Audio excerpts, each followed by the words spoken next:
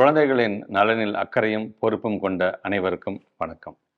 கிராமப்புற மாணவர்களுக்கான கல்வியை வழங்குவதில் அரசு பள்ளிகளின் பங்கு மிக மிக முக்கியமானது. எந்தவித பாகுபாடும் இல்லாமல் அனைத்து தரப்பு குழந்தைகளும் கல்வி கற்க வேண்டும் என்பதற்காக கொண்டுவரப்பட்ட இலவச கட்டாய கல்வி உரிமை சட்டத்தை தமிழ்நாடு அரசு சிறப்புடன் செயல்படுத்தி வருகிறது. இக்கல்வி உரிமை சட்டத்தின் மிக முக்கிய அம்சமான பள்ளி மேலாண்மை குழுக்களை நமது அரசு 2 ஆண்டுகளுக்கு முன்னர் அனைத்து அரசு பள்ளிகளிலும் மறுகட்டமைத்தது. அக்குழுவில் உறுப்பினர்களாக உள்ள நீங்கள் அனைவரும் கடந்த 2 ஆண்டுகளாக சிறப்பாக செயலாற்றி வருகிறீர்கள். அரசு பள்ளிகள் என்பது வறுமையின் அடையாளம் அல்ல, பெருமையின் அடையாளம் என்ற உணர்வோடு தொடர்ந்து செயல்பட்டு வரும் உங்கள் அனைவருக்கும் எனது பாராட்டுகளையும் நன்றிகளையும் தெரிவித்துக் கொள்கிறேன். குழந்தைகளை மையப்படுத்திய கல்வி முறையை கொண்டு வருவதே நமது அரசின் முக்கிய நோக்கம்.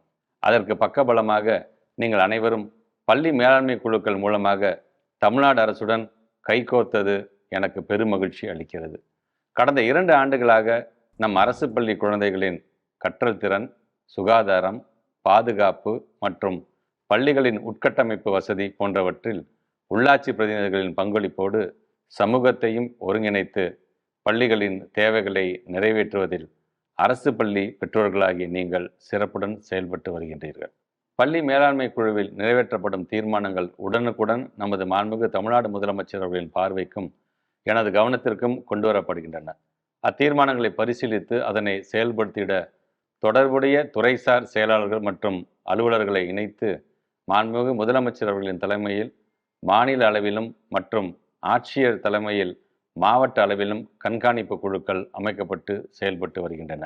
குழந்தைகளின் கல்வி சார்ந்த தேவைகள் மற்றும் பிரச்சினைகள் குறித்து பெற்றோர்கள் கலந்துரையாடுவதற்கு ஏதுவாக மாவட்ட ஆட்சியர் தலைமையில் கல்வி வளர்ச்சி குறைதீர் நாள் மாதம் ஒரு முறை நடத்த திட்டமிட்டப்பட்டுள்ளது.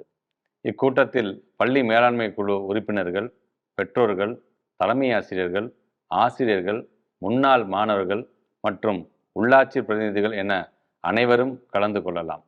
கட்டாய கல்வி உரிமை சட்டத்தின்படி பள்ளி மேலாண்மை குழுக்கள் 2 ஆண்டுகளுக்கு ஒரு முறை மறுகட்டமைப்பு செய்யப்பட வேண்டும்.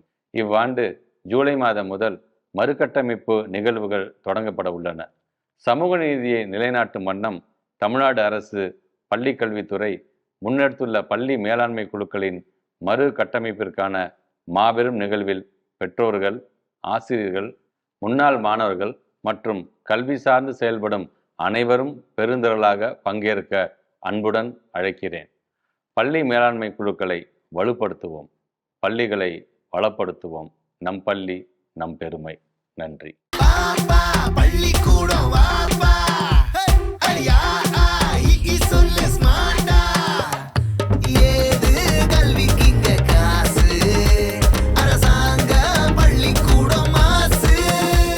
பெற்றோர்கள் அனைவரும் நமது குழந்தைகள் படிக்கும் பள்ளிகளுக்கு செல்வோம். ஆகஸ்ட் 2 அன்று நடக்கவிருக்கும் பள்ளி மேலாண்மை குழு அறிமுக கூட்டத்தில் பங்கேற்போம். குழந்தைகளின் கனவுகளை நிறைவேற்றுவோம். நாள் ஆகஸ்ட் 2 வெள்ளிக்கிழமை.